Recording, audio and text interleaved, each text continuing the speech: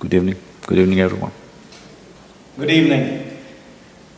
Let me begin by welcoming you to Singapore on behalf of all the people here. It is a real pleasure, it's a real honor to speak to you. Of course, many of us have already seen many of your videos online, and today, of course, the one just before this. Now, as you know, the topic for today is the impact of Indian civilization on the world. It's your topic, but you keep putting me in the dock. I'm going to put you on the spot for it. And before we go beyond that, I'm going to put you on the try and get you to try and define what we mean by Indian civilization, in the sense that, and particularly what we're not trying to get into is, of course, this impact of Indian civilization on mathematics in ancient times, of software today, but really the impact of Indian philosophy, our way of life on the world. And I'm going to start with asking you, how is the backbone of this civilization, whether you call it Hinduism or the Dharmic tradition, how is that fundamentally different from other ways of thinking about civilization?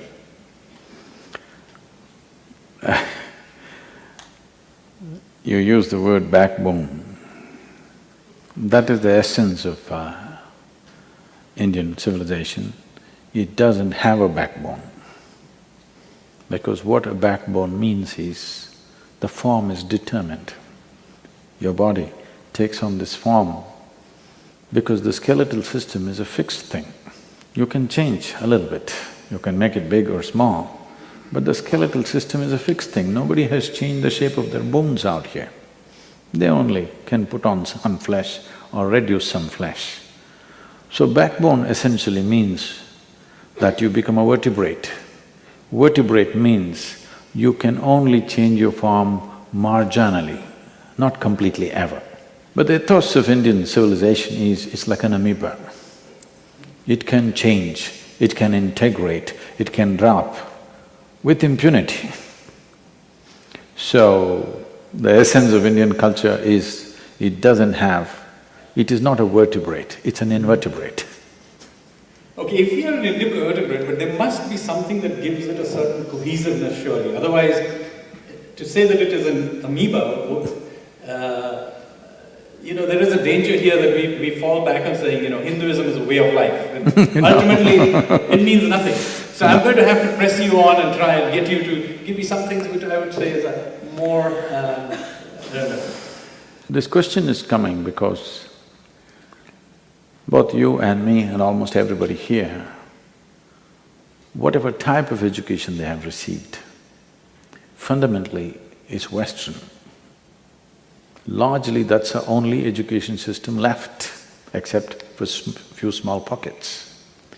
So when I say Western, I'm not talking about a particular nation or particular continent. We are looking at that aspect of life or that part of humanity which wants their life in straight lines.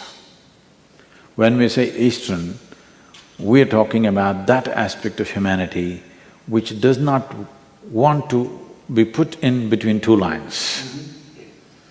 So, because the very way of thinking has become purely logical, irrespective of whether it makes life sense or not, being logically correct has become more important than having sense about life, how to conduct life. Everything is logically correct but nothing works. People are just breaking their minds, trying to live their life, but it's correct. And today, the food industry on the planet is 7.6 trillion. The pharmaceuticals are 7.2 trillion. They tell me by 2017, pharmaceuticals is going to become larger than food industry on the planet. This clearly shows that our sense of trying to handle life in straight lines has not worked. Though we have great inventions, though we have all kinds of preventives for every kind of epidemics and pandemics we used to have in the past, still more people are sick than ever before. So this is what I mean by saying we are correct on everything, but it doesn't have any life sense. What we called as India is a profound sense of life, but we are never correct about anything. I think basically what you're describing is really a evolving ecosystem. It's a messy system. It's like… it's not messy, that is what a Western man would think. Okay.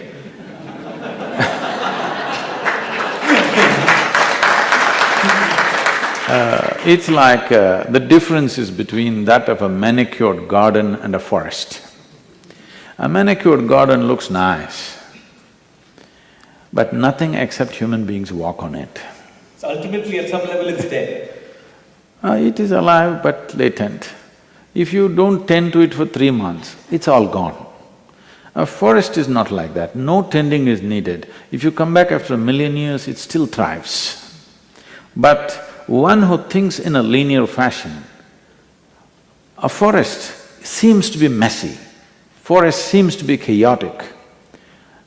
It's not chaotic, there is a very profound order, but that order is not in straight lines because it's an invertebrate order, now that you brought the spine into this picture. So I think that's a fabulous way of thinking about it, because basically what you're describing is a continuously churning, but there is an order in that churn. In a sense, it's an act of seeking, of innovating, it's a civilization really, it's a risk-taking civilization, would you say? A civilization that thinks of adventure? Now you're being an economist. If you use the word adventure, usually it means that you're taking a risk with your life. You're doing something risky which is a danger to your life, but you manage to come out of it, it's an adventure. If you don't manage to come out of it, it was a stupid action, all right? That's how it is. If you successfully come out of a dangerous situation, it's called an adventure. If you don't come out, you are just stupid. Isn't it? So if you do a stupid act successfully, you're adventurous. Or you're a risk taker. Or you're a risk taker. You're talking in economic terms? It could be an intellectual risk, or it could be… Intellectual… see… science is also intellectual. No. Intellectually there's no risk, that is the beauty of the intellect. You can do whatever you want, there's no danger. In your mind, you can do whatever you want, there is no danger.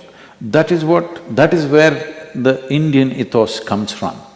Human intellect was expanded in such a way, they looked at everything in every possible way because there was no danger. They did not believe in putting their physical body into danger because this is not something that you can create. If you destroy this, it's over. But in our minds, every concept we have, every philosophy we have, every idea we have, every ideology we have, we can crush it right now, this moment. Next moment you can come up with a whole new world. So our sense of adventure was purely intellectual, but the Western sense of adventure was all physical. Physical adventure can be… cameras can capture it, you can make a movie out of it. Intellectual adventures cannot be captured like that. Even if it is expressed in some form, in the form of literature, philosophy or whatever, very few people will get it, all others will ignore it. Everybody can… large part of the world, I was surprised to know that whatever this one mad wrestling matches are going on the television, some yes, whatever, some crazy stuff, it's not even real. And it's most unesthetic, but I heard this is the most popular channel in India right now. It is, yes. Even my sons watch it.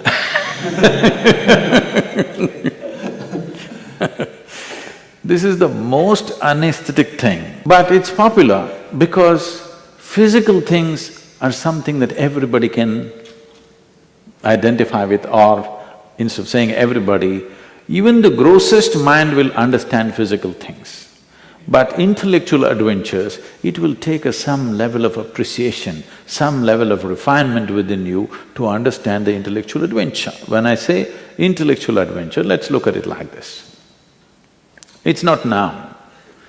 Even 5,000 years ago, if you go back to the times of Mahabharata, what they are speaking, even today in modern times, most people cannot come to terms with it. It's that revolutionary. But these adventures were done, people ignored everything. If you say, for example, 5,000 years ago, Harappa Mohenjo-daro, what did you read in your book, textbook? They had a very organized drainage system. But to build a city like that, how people should have been, what should their thought be, how should they be thinking, what were they doing, what was their trade? No, nothing about that, nobody read anything about that. Everybody reads very good drainage system Harappa Mohenjo-daro had. All of you must have read this, isn't it? And is an entire civilization about drainage system, I'm asking? No, I think that you bring up a very interesting point about civilization is more than, of course, the drainage system, but it's about a certain spirit. I'm sure in the minds of the people who lived in those cities, drainage was the last thing on their mind. No, I agree with you. And in fact, one of the interesting things about Indian civilization is that this intellectual adventurism or culture that you just described was enormously attractive because it spread across the world, taken by Indian merchants. Of course, we now live in this part of the world. We are in a city called Singapura, the Lion City. The very name is… And in fact, the largest Hindu temple in the world is not in India, but in Cambodia, Angkor Wat. And all the way across through to Korea, where in fact many people may not realize, but Koreans say that their civilization starts with a Korean prince marrying a princess from Ayodhya. So this is certainly a very attractive… Don't tell me North Korea came from North India and South Korea came from South.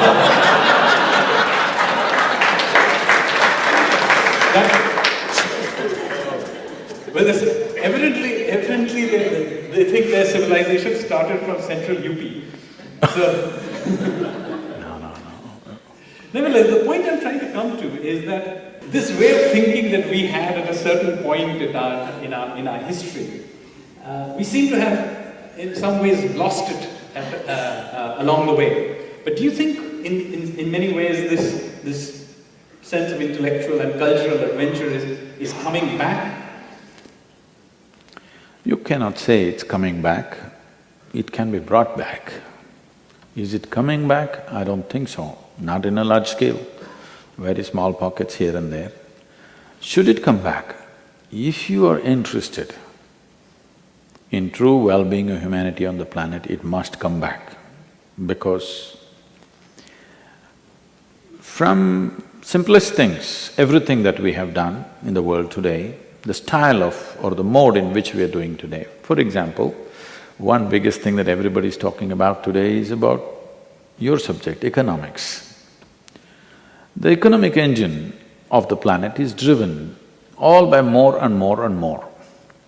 But physical world is a world of limited quantities. More is only destructive. More was possible, was thought of by a certain group of people in the world when they believed they will enslave the entire world for their well-being. When that was the basis, more was possible. You could always make other people have less and you have more. There is no question of entire population on the planet having more. It's totally out of question because there is no more. So, these flaws, if they have to be fixed genuinely, before… India is getting rapidly westernized, okay? Many parts of India, urban India is more west than west, all right? It's more American than American, many people in the country. So before it becomes an all-encompassing thing, we must bring it up, not for the sake of preserving our nation's culture. I am personally not identified with any nation or any piece of geography or history for that matter. But this is the only culture which has nurtured seeking. It is… if you look at fundamentally why India was recognized as one country, though at times politically it was nearly 500 entities, at the same… in spite of that, people from outside recognized this as Bharat or Hindustan or as one nation, and people within the country also felt they're one nation, though they were ruled by various kings, is just this. Always this land has been a land of seekers, never a land of believers. Fundamentally, the difference between seeking and believing means, seeking means you have realized that you do not know. I do not know is the basis of seeking. Believing means what you do not know, you have chosen to assume and concretize your assumptions and put God's seal on it, finished. Once you put divine seal on your stupidity, you can never come out of it. Okay? Yes. Once you get heavenly approval for all the stupid things that you do, there is no way out for you, you're stuck. Here this is a culture where even if God appeared or somebody appeared whom you believed is God, still they cannot give you commandments, this is the thing to do. Well, for example, the most famous book probably is the Gita in India. Well, he is supposed to be God himself, whatever he says, the other guy is arguing and arguing endlessly, asking 1,000 questions, because even he cannot give commandments to him. It has to make logical sense to him, otherwise he's not going to take it. This is not today's culture. 5,000 years ago, this is the way we have been. This is the way we are right now. But today, because we have been, 250 years ago or 300 years ago, we were the strongest economy on the planet, everybody wanted to come to India because it was the richest nation. Well, last 10, 15 generations, we have fallen on bad times. Because of that, nobody listens to what you're talking. Slowly it will change, because in the world, if your voice has to be heard, first thing you must be successful. There is no substitute for success, unfortunately. It doesn't matter what brilliant things you're talking about, unless you're speaking from the platform of success, nobody is willing to listen to you. But the idea of seeking is quite an interesting one, taking that, in some sense it's a very postmodern, in fact post-industrial idea about how to think about the world, which is essentially that we poke every assumption of our lives or ideologies, and we try and dissect it. Now, there is one danger in this, in that it can lead to you becoming negative, or even begin to think that sort of mysticism is some sort of a monasticism, i.e. meaning, that is surely not what you're trying to say here. It's not a self-denying way of life that you are describing. Tell me, if you don't take out your 12-cylinder car today and you chose to go on a bicycle, is it self-denial? Or is it eco-sensitive? It depends who is looking at you, right? Somebody chose to sit in a place under a tree and he was happy sitting under a tree. Why do you call it self-denial? He might have found something that you not imagined possible. He has found something which you cannot even imagine. That's why sitting under a tree, he's fine. So many of these ideas that you are telling us, I believe some of it came to you while you were since you mentioned bicycles, but maybe on a mobile, crisscrossing India. So it would be wonderful if you could give us some sense of what is it that really you found as you crisscrossed this country that inspired you to begin thinking like this? Initially, I did most of South India on my bicycle. Oh, the bicycle? Initially. I did southern India on my bicycle. I was planning an expedition on my bicycle to Moscow. Okay. Okay. But then my father a little lost his mind, thinking how I will go to Moscow on my bicycle. Two of my friends went. They came back after all nearly 4 years. being on the They bicycle. actually made it. They made it.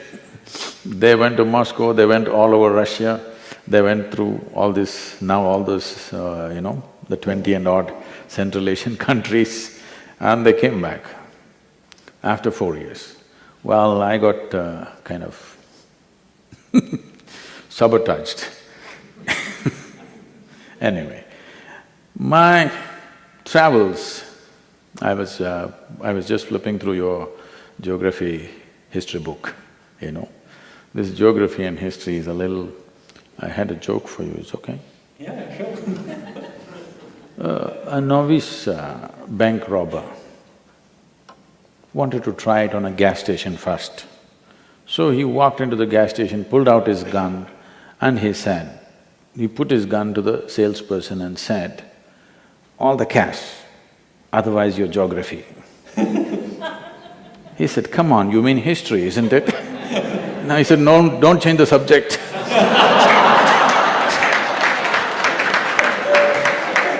So when I was reading your book, I thought of this, okay. It's a geography book, but it's history. You're not changing the subject, it's the same subject. Geography and history is the same subject, that's the point of your book in many ways. So, for me, all these travels, I traveled without any purpose. I was not going to any particular place, I simply rode across India. For me, because I never thought, nor do I even today think in words, I only see pictures and videos in my mind always. Even today, what I did those many years ago, I remember every feature of land. It's very difficult to explain this. I'm not talking about some great mountain or river or a waterfall, not like that, those definitely I remember. I'm talking about every corner, one little outcrop, one little bird was sitting on the tree, one small this, one anthill here, one there. It's just in my mind. This is the biggest pleasure for me. When I want, I play back. Just simple terrain. The land just took my heart away, just looking at the land. Then came people for me, because in my mind, in my experience, everything I look at it is all… first of all is geometry for me. If I look at a human being, first thing is I look at the various aspects of geometry, and if I look at them right now, I will tell you in 10 years what problem they will have. Because if their geometry is okay or not okay is so visible, the very way they sit and stand, you can see what are they going to get or not get. Because geometrically, whether it's right or wrong, the entire physical existence is a consequence of geometry. Only what is geometrically right will last. What is not geometrically right will not last. How long something lasts simply depends upon whether it's geometrically correct or not. I think they were showing those buildings. It is all about geometry for me.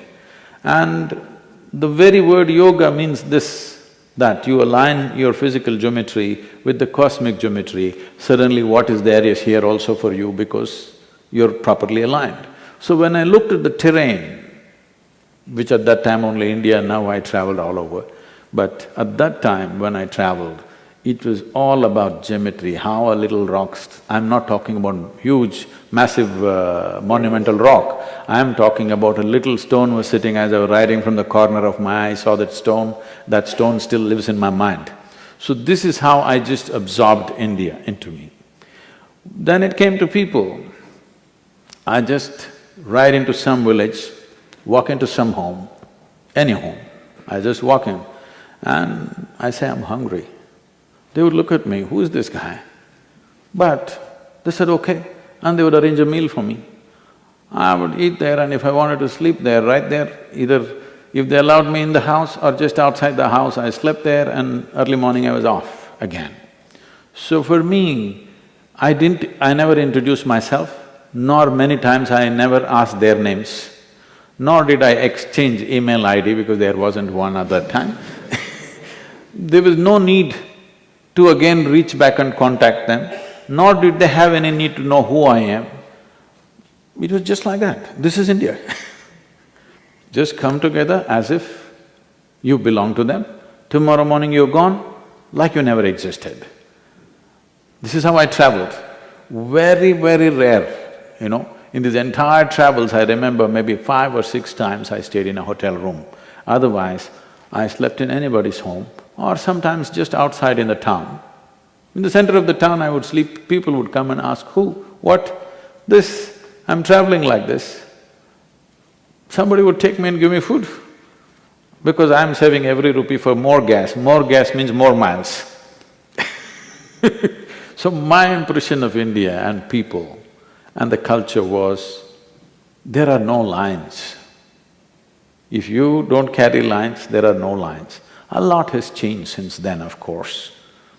So many things have happened, people are suspicious about each other, there has been terror attacks, there are bombs, everybody wants to frisk you from top to bottom now. So many things, that's because of the events that have taken place.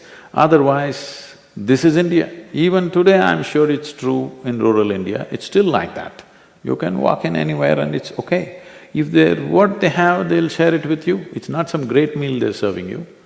If you approach in a certain way, everything is wide open because there are no lines in people's minds.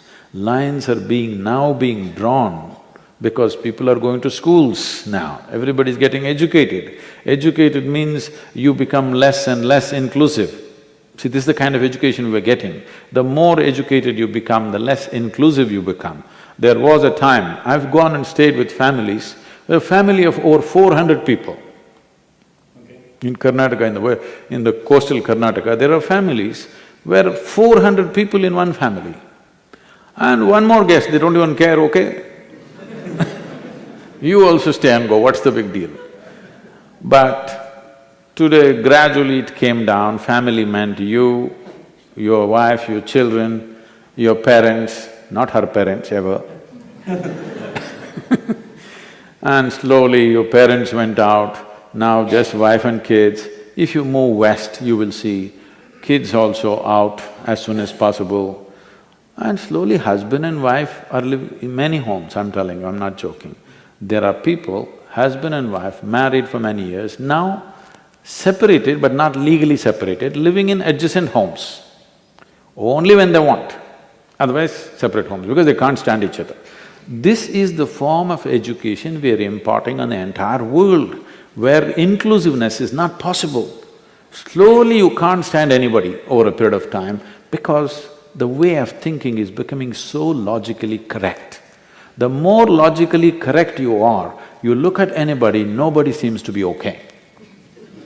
Really. You're logically 100% correct, you think. You look at them, nobody is okay. If nobody is okay, it is not a question of correctness, it is a question of madness. The first sign of psychological disturbance is you start thinking nobody is okay except you. We are heading towards that big time. The statistics tell me that 38% of the European population is psychologically ill. Every year, 350 million Europeans go through serious psychiatric treatment.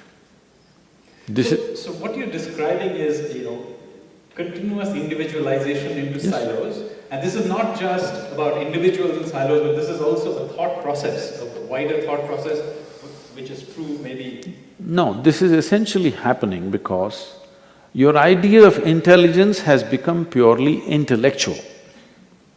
Intellect is like a knife, it's like a scalpel. Yeah.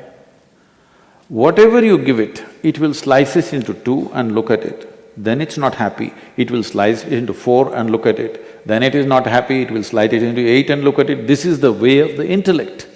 Intellect knows everything only by dissection, cutting everything into pieces. This is the way we have developed science. This is the way our logical thinking process is because we have come to this place that intelligence means intellect. The Indian way of life, we have looked at human mind as 16 parts. To make it simple, I will make it into 4 here. This is called as buddhi, manas, ahankara and chitta. These are different dimensions. Intellect means only buddhi is being used, which is a sharp knife. This sharp knife is a good instrument for you to survive in the world. It dissects everything and shows you. But Right now you want to know somebody who is dear to you, you can't dissect them and know them. You won't have them, that's all, if you dissect them. This is what is happening, we are not understanding the distinction between intellect and the deeper dimensions of intelligence which functions within us. The intelligence within us is inclusive in nature.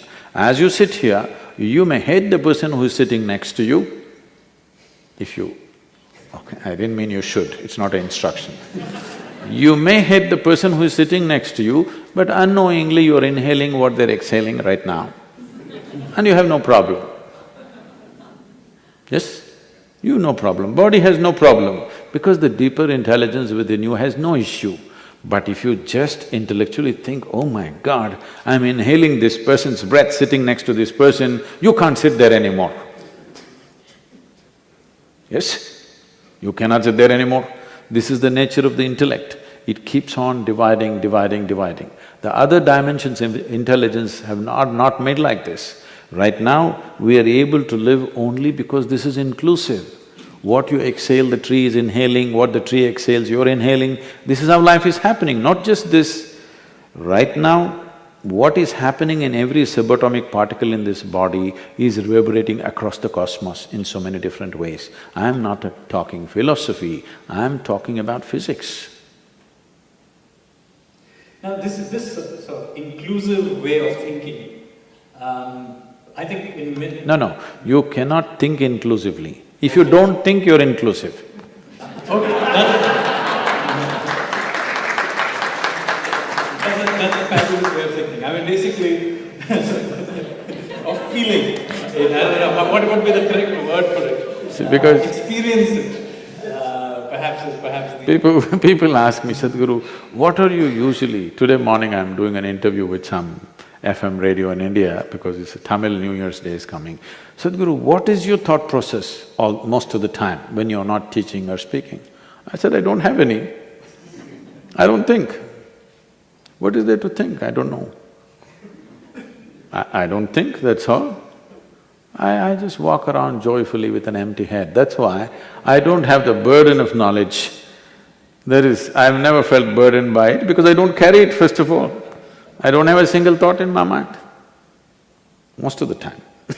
Nevertheless, I mean, there is a certain art to it that must surely be… okay, we can't put it down into certain steps maybe in the siloed way. But if you had to sort of describe the way one if one had to dissect, say, a global problem or something, how would, say, this particular approach deal with it as opposed to the way we now deal with it, which is to break it down with subparts, solve each little bit and put it back together? See, the parts will never make the whole. Suppose I will get you a pair of kidneys, one nice, very healthy liver, heart, this, that, everything. Okay, make it into another human being and give it to me, let me see. It'll not work like that. Parts will not make a whole. Parts are there, yes. Now, if you want health also, right now, why I mention this, the healthcare industry becoming bigger than the food industry is simply because of this. Because you have a kidney doctor, you have a lung doctor, you have an eye doctor, you have a knee doctor. It is not far where there'll be a separate doctor for your right eye and left eye. Because there is a difference between the two. Yes. There is a difference between the two. So tomorrow if you go on specializing, you will need 100 doctors to have a health checkup. By the time you get appointment from 100 doctors, definitely you will be sick.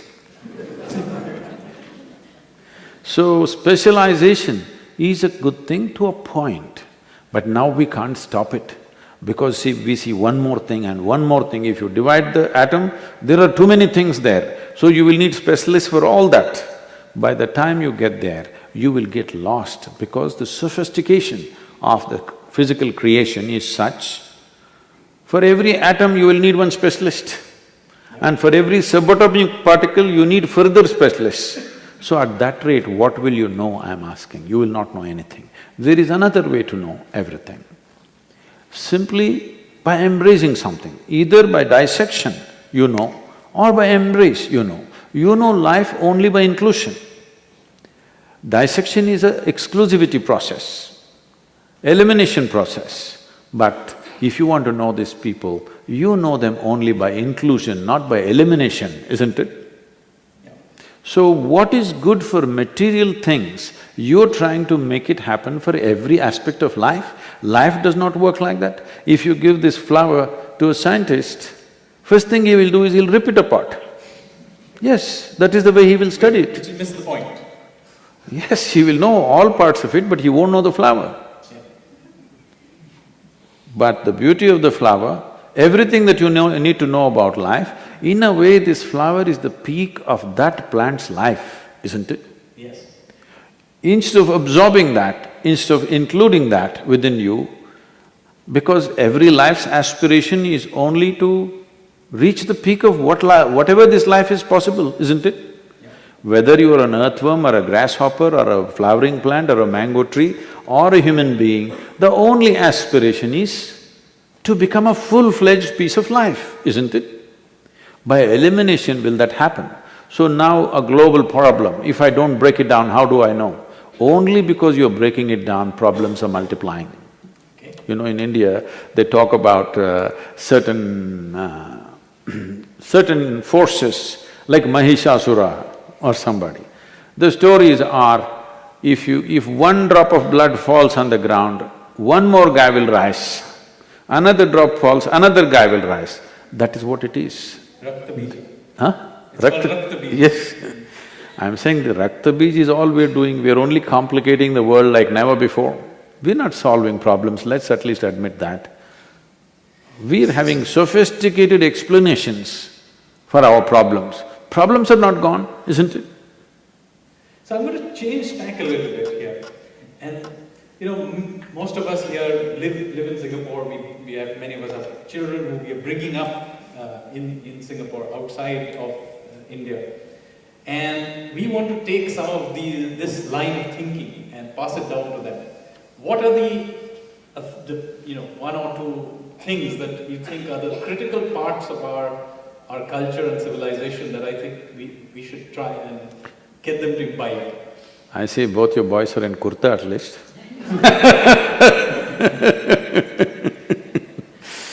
So, see, we need to understand this.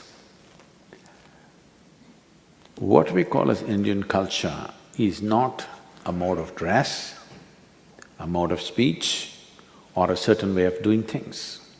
Fundamentally shifting life from belief to seeking.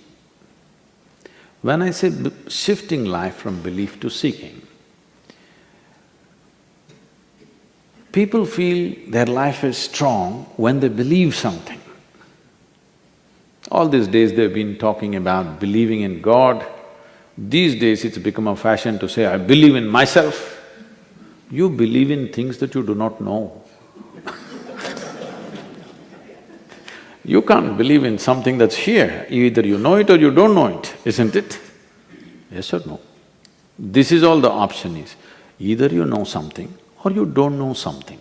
Because you're unwilling to admit you do not know, you say, I believe in it, because it gives you confidence, but confidence without clarity.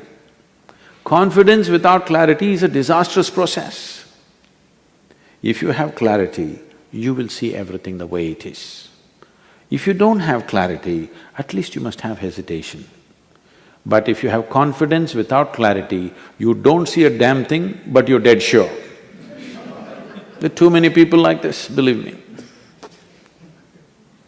But the opposite of that is there, that if you see everything clear, would you not get paralyzed? If reality is going to paralyze you, then you have to live in hallucination. When I say belief, belief need not be of any sense, you just believe because it gives you confidence. For a long time, people have believed in somebody up there managing your life, Upparwala, if you're a North Indian. So, first of all, we're sitting on a round planet and it's spinning. If you're looking up, you're invariably looking up in the wrong direction, you're on the equator in Singapore. You invariably looking up in the wrong direction. At least if you look towards Delhi, maybe you're looking northward a little bit.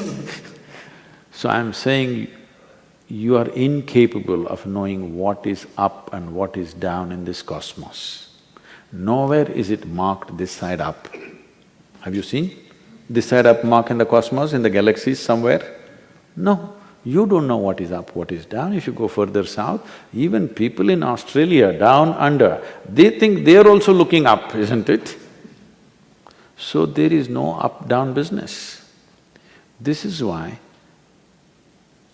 in what is called as Indian ethos, the fundamental things which are essentially different from every other culture on the planet is, one thing is there's no belief system, another thing is there's no God, because always you have been told that your life is your karma. What this means is, karma means action or doing. When we say your life is your karma, what's being said is your life is your making, entirely your making.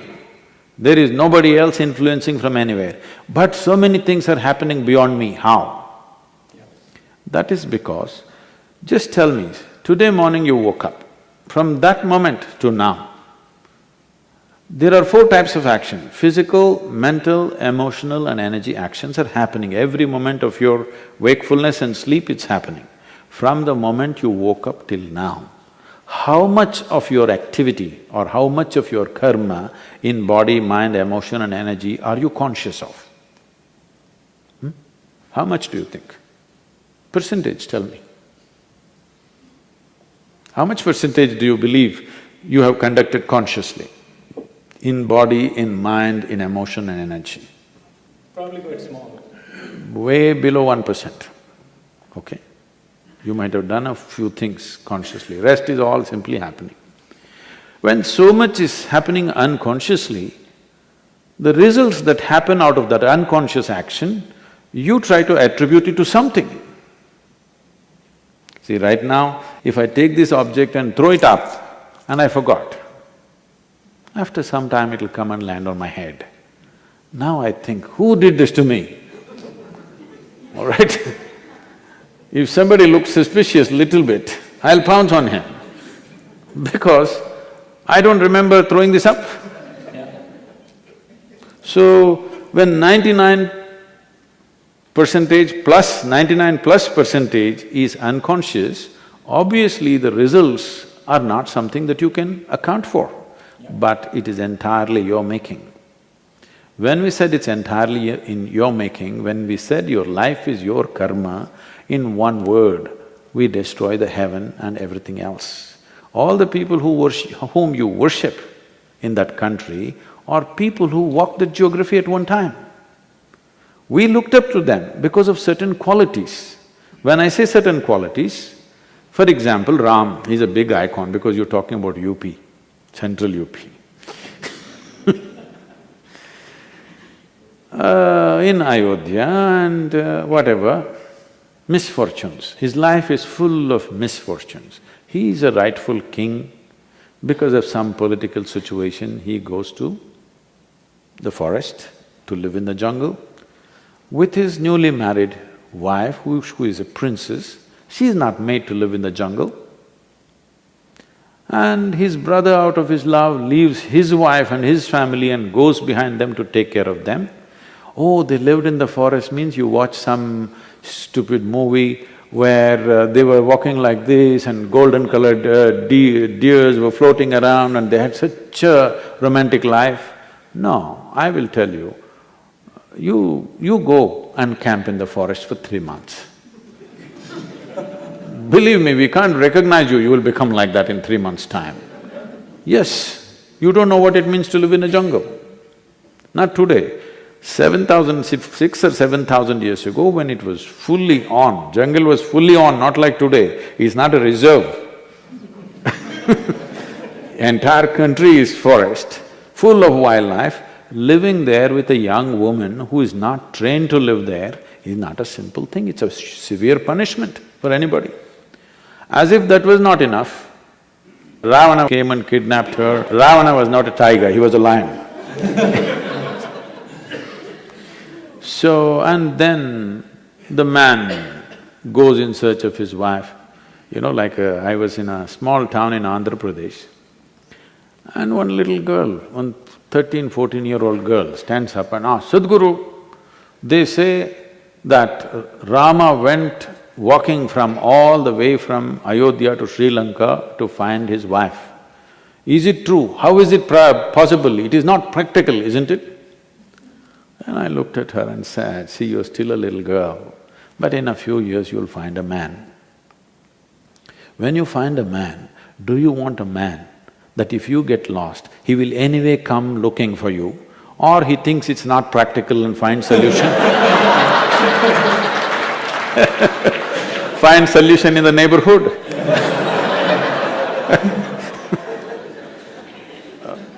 Oh, she knows, she wants a man who'll come in search.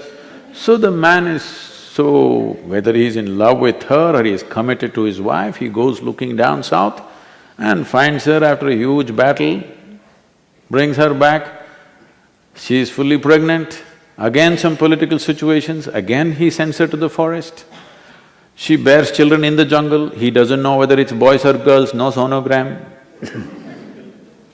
He doesn't know whether it's boy or girl or boys or girls. She delivers twins and he doesn't know.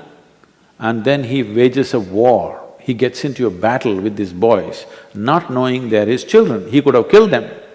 If you kill your own children, it's the worst tragedy that can happen in your life, isn't it? He was almost on the verge, he could have killed them. Fortunately, he did not kill them. But if he had killed, he wouldn't know he would have killed, because he went out to kill them. With the intent of killing them, he went out, but somehow he did not succeed, and then she died in the jungle, he never saw her face. Do you call this a successful life? I'm asking you. You must say something, otherwise I'm going to bless you. Do you call this a successful life? No. But we worship him. We worship him not because he was a super success of the day. We worship him because it doesn't matter what life threw at him. He remained the same, equanimous. No matter what anybody did to him, he maintained his dharma of being who he is. So we bow down to him. It doesn't matter, because what life does to you is not always your choice. What you do is your choice. This is what karma means. So he was completely in charge of his karma. World did all kinds of things to him, but he remained the same. He never became bitter, he never became hateful, he never became angry. He continued to do what he was required to do without being pulled off track. So for that quality we worship him, because when we said our samskriti, you must understand the word samskriti. Sam means equanimous, it also means exuberance. Kriti means to do life in an equanimous and exuberant way. Equanimous, not in a death-like way. Exuberant, not in a drunken way. Equanimous, but exuberant. If you conduct this life like this, this is called as Bharatiya Samskriti. So he is an epitome of that. All kinds of things were done to him, the worst kind of things. What worse things can you happen to you than other than what happened to Rama's life? Tell me, series of tragedies, isn't it? Disaster after disaster. But he is in samskriti. He conducts his life with full involvement and equanimous. It doesn't matter what his personal tragedies are. So this is why we worship him, not because he was a super success. So our idea of success is this: if a man can go through this life untouched, no matter what happens, poverty comes, wealth comes, success comes, failure comes, he goes through it untouched, maintaining who he is, without losing his humanity, then we say he's a successful man, then we say he's a Mahapurush. So Rama is worshipped for that. Fabulous. This is a great point.